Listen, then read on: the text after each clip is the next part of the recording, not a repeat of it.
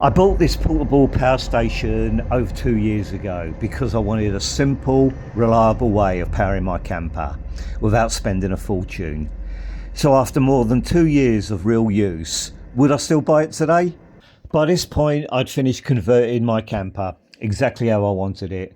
The bed was done, the fridge was in, the lights were fitted.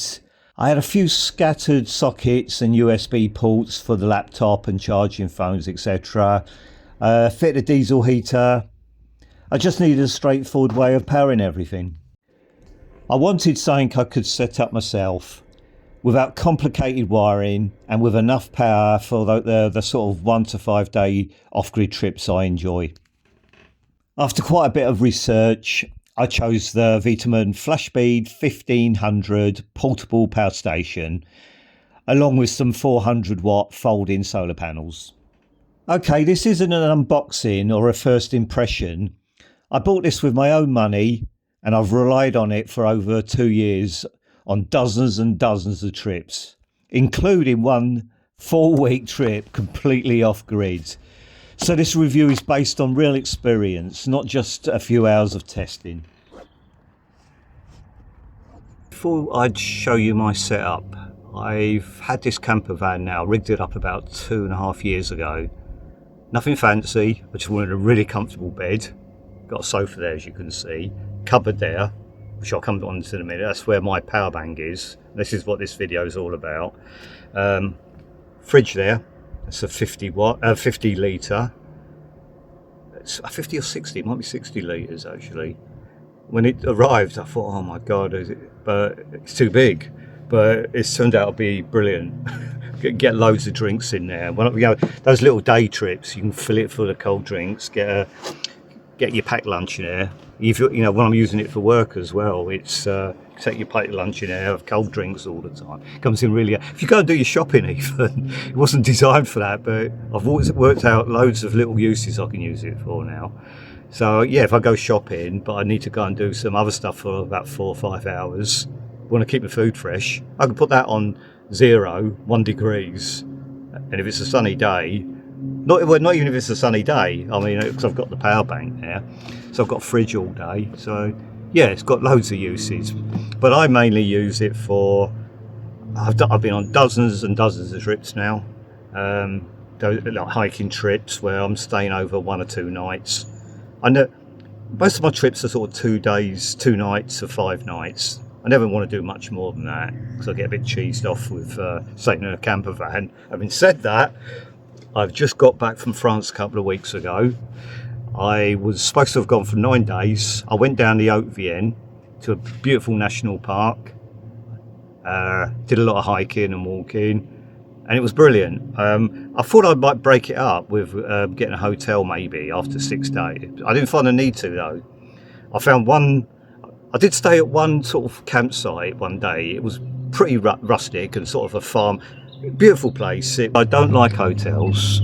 I love going on those 2 and 3 day trips, and you know, usually when I'm walking, I'm knackered at the end of the evening. I just want a good meal, and a comfortable, and that bed is really comfortable. I've got to make a video on that one day. It's like a xylophone, sort of the mattress, which is now like a sofa, but it's rigged up like quite a big single bed. It's just so comfortable. But yeah, sorry, I digress. All I want is I need power for the fridge. I need lighting. I want to maybe stream, film at night, play some music. Just have the internet there basically, so you feel like you're part of you might be in the middle of nowhere, but at least you're connected to the outside, the rest of the world. You don't need anything else, that's it. Tell a lie, I mean, I'm only forgot it because it's summer now. I've rigged up a diesel heater. Did that myself as well, which was brilliant by the way. Got to make a video on that as well one day. That works beautifully. I picked up one of these Chinese diesel heaters, and I thought, look, if I waste 80 quid, I waste 80 quid, and there wasn't much else I needed when I rigged that up. But anyway, that powers the power bank, powers that as well. The diesel heater. And I think once it's heated up, once it gets started, I think there's a pump on it, a small pump.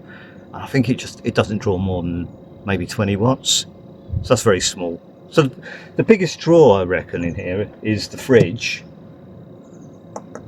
And that can consume sort of maybe 70 watts, up to anything up to 100. I think it goes up to 100 too often, but bearing in mind it keeps cutting out when it gets the temperature. It keeps cutting out, so it's not too big a draw. And there's nothing else. You don't bring electric blankets with you. That's what. Well, mind you, you'd be all right actually. If you were just out for one night and you didn't mind your power bank going dead, yeah, you get away with it. I think. Yeah, I know people that have done it. Yeah, I mean, if they're drawing about 100 watts, it's 10 hours. So if you're in bed, say, you only need it for maybe 3 or 4 hours. Yeah, so I changed my mind about that. I wouldn't take one, but you can feed. Yeah, it'll handle a electric blanket. And on those really hot sunny days, and you wake up in the morning, you know it's going to be really sunny. Yeah, you can bring those little not luxuries. Yeah, they are luxuries. Well, for when you're outdoors anyway, off grids, like a kettle, or I don't know what else would you use when you're going hiking. But maybe a little stove. But yeah, you can draw more when you know you're going to have 10 hours of sun, because my solar panels on a day like this, when it gets really sunny, you can produce like 300. They're flat at the moment. They're just flat on my roof, and because I can't be bothered taking them out all the time, then rigging them up, putting them back in, so they're just well strapped on my roof. And on a sunny day, I'll get anything from once it starts going over 150 watts, I'm happy. Okay, this is my FlashSpeed 1500 watt hours power bank. I purchased it out of my own pocket just over 2 years ago now, and I've used it on dozens and dozens of 1 to 5 day trips and loads of other things I might add. Now that I purchased it, I discovered I could do a lot more, and I'll come on to this later. Accidentally, I've just gone totally off grid with it for a month. I went to I've been in France, got back about 2 or 3 weeks ago. It's supposed to be an 8-day trip, turned into a 2-week trip. 2 weeks turned into 3 weeks, and yeah, just short of 4 weeks a month. Okay, charging your power bank is quite straightforward. Fastest way of doing it, and if you've got access to a power point, a 230 volt power point, lift the little flap up there. They supply you with these leads. Just push it in there. 13 amp plug. Plug it in, and if that's empty, you'll get a full charge probably within an hour from empty. It's really quick. And if you're out on your trips, I know I've rigged mine up for off grid, but if you can get hold of a main socket, then it's just another option. I mean, sometimes you can go to these campsites, but yeah, if you can plug that into a 230 socket, if you've got half, if it's half empty, it'll take half hour, and then you've got a full power bank again. And the other option, which I obviously use a lot in when I'm off grid, and if the sun's out, if the sun's in and out still, you'll still get plenty of power off these, and that's the solar panels. Got your solar panels now. At the moment, I've got my solar panels on the roof, which I leave them there all the time throughout, between April and October. They're well strapped down. The perfect at an angle pointing at the sun. That's the perfect position for them. But I really can't be bothered with all that. You've got a sunny day. Honestly, you've got plenty of power. Even flat, you'll get anything up to 350 watts per hour. So all you do with that's the lead coming off the solar panels. Again, lift the little flap up there. Red and black, just plonk it in. That's now been fed with solar. Simple as that, so easy. And they're brilliant. On sunny days, they're brilliant. In fact, you can get so much power, you can bring all your little luxuries, appliances, little kettles, little miniature kettles, power tools, or I don't, but yeah, and if you electric blanket even, you won't need an electric blanket, and not obviously. But anyway, and the other option, if you get caught short and you're getting a bit desperate, sun's not out and you're getting a bit low, you've also got, if I can find it, I had it here somewhere. All these leads are supplied, by the way, by VTOMAN. Plug that into a cigarette lighter. Again, lift the little flap up there. That goes into the cigarette lighter, and that gives you anything up to, I think it's roughly, I normally get about just short of 200 watts per hour. It's a little bit less sometimes, but you know, if you're desperate and you're driving between locations, it'll get you out of trouble. And those are your three options. But if you've got a sunny day, your solar panels will easily do it. And you might get really, caught short one day, and you just need to find a mains power socket from somewhere. There's always ways and means, you'll learn.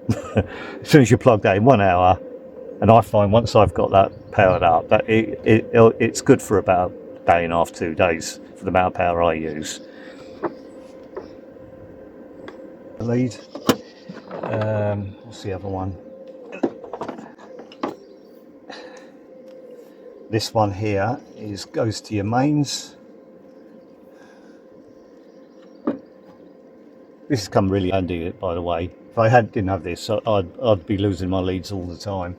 So all your leads go in there, and the only one I've got out now, which is permanently rigged up to my camper van, and I put an extension on it as well. That's just my setup, but this is what you get coming out of the solar panels, and that just stays under my little cupboard there. And this is where my power bank goes.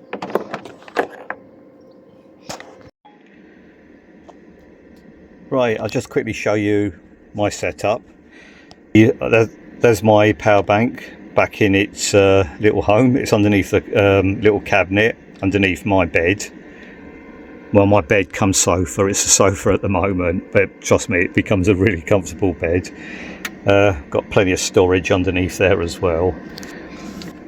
But this plug now is feeding underneath the cabinet I've got to the left, which has got my diesel heater. It's got a couple of transformers for lights. So once I plug that in, I press the AC button. So there's no AC coming out of those sockets, and that's now feeding. It's actually feeding my fridge as well, sorry. And I've got another one just to show you. There's a long lead I've got here. This is on about a 5. Dangle that now. It's a bit awkward, this, right? So that's on about, no, it's not 5 meters. It's about 3 meters. But once that's plugged in, that goes to anywhere around the camper. So I can plug my laptop into that once I'm in bed. What else? It's got a couple of USB ports on there. Yeah, that's all you need. 1, 2. There's 3 sockets on there, and that can go to sort of anywhere you want in a camper. I've got some sockets as well to the left that are permanently fixed. So where's the plug for that?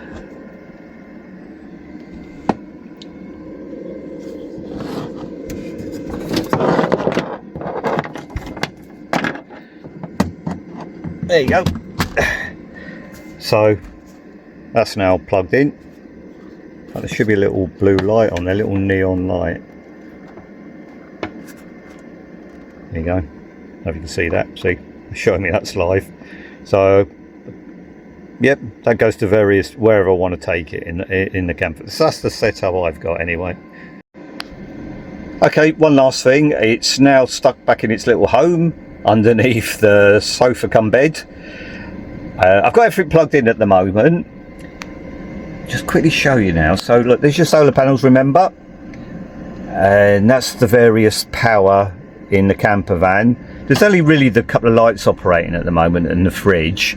So just quickly, that's the capacity there of the power in the battery, now on 99%. So nearly got a full charge. There's nearly 1500 watt hours in there now, 1.5 kilowatt hours. The sun's quite low at the moment, but that is the wattage, the watts coming off the solar panels. 225 at the moment. And bearing in mind, it's not, it's quite early in the morning still. It's actually mid-morning now, and we're already getting 225 watts. That's plenty for me. I know it's going to be a nice sunny day today, and well, I don't need power anyway because it's on 99%. But if this was nearly empty, I mean, do the maths there. You're talking to get 1,000 watt hours. That's going to take you 5 hours, and today we've got, I don't know, 12 hours of sun. No, there's no problem getting this. If this was empty, we'd have no problem getting this to capacity. Right, that's interesting. It's just gone to 100% now, so it's totally full, and it doesn't need any more power, so it's not taking any more power off the solar panels. So it's really simple. The only two bits you need to really worry about, my personal opinion, the only two bits I ever worry about: the capacity. When it starts going sort of maybe 30-40% in the early hours of the night after, you know, you're getting ready for the next day, you really need to start getting power back in this power bank, but before the evening, however you're going to do it. Okay, final thoughts. Right, if you've got a similar layout to me, you're going to want minimum, in my opinion, about 1,000 watt hours, one kilowatt. I've got 1.5 kilowatts, that's 1,500 watts. Look, at the end of the day, for me to live comfortably, I just need, you know, if I want to live just as comfortable as I do at home, I need fridge for my food, a couple of days of stock. I need lighting in the evening. Lighting's not a problem, that's just LEDs. Then chargers for the laptop. Once I've got the laptop, that's my entertainment. I can stream a film, I can do emails, or whatever you do on a laptop. So you've got your music. That's your entertainment sorted. Now, yeah, when it comes to your cooking and heating water, you know, washing, keeping cleaning plates, etc., then use gas. You can't beat gas, and it's far easier. And that's everything sorted. You don't need anything else. Think about it. That's your lot. You live as comfortably with that setup as you would at home. And if you want to keep it really simple, at the end of the day, all you need is two or three of those. Well, yeah, you can get away with three of these. Plug that in, take that to wherever you want to go, and then you can plug your compression fridge into that. That's your fridge sorted out. Take another one to the back of your camper or whatever.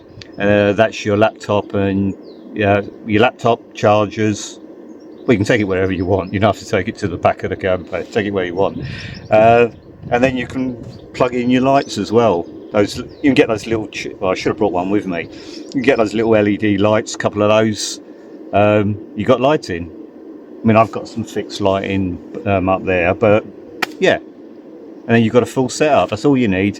Gas for your cooking, gas for heating hot water, and you can live nice and comfortably, no less comfortable than you are at home. Okay, and staying off grid with one of those. Okay, look, it's always going to be a lottery. You're always going to have to keep an eye on your capacity levels, your energy levels. Yeah, it's all part of the fun. With a full charge anyway, once that's fully charged, that'll keep you going for about a day and a half. But you get those cloudy days, you just sort of find a way of doing it. But 95% of the time I get by and I manage. You might get those occasional mornings where you go really low and it might cut out completely. But then if you've got a compression fridge, you're okay for a couple of hours. You just need to get some kind of charge in there, whether you're using a cigarette lighter or solar. And if you haven't got any sun out, then you've got to use your cigarette lighter, or somehow find a place that's got mains power. It's all part of the fun. But even if you've got even a 2 kilowatt yeah, 2 kilowatt power bank or power station, even if you've got one of those and there's no sun, you've got the same problem. Right, do I have any niggles with it? Right, just little ones. I've got to come up with some niggles, and I love complaining anyway. That's what I live for. They're nothing major. Right, you got your what I have found, and this could well be me, by the way. You got your cigarette light. I don't know what I'm doing that for, but you put your cigarette lighter in, connect it onto there. I get some spurious reading sometimes. It seems to show a reading. It's happened a couple of times. I'm not sure if it's me that's done anything, but it shows you've got a bigger charge than what you really have. Then it's suddenly gone dead, sort of maybe 4 hours later. I'm not sure if that was me or not, but it's happened twice with a cigarette lighter. I dare say it's me. Right? So there is that. So just beware of that anyway. And then, and this is as an electrician, this is what niggles me. Sockets are too low. These could have been a little bit higher. I hate it when you bend your cable too much. But apart from that, would I buy it again? Yeah, totally. I'll totally get it again. I've had some really fantastic trips now. I've been on, like I said, I've been dozens and dozens of trips and loads of one-day trips, and it served me really well.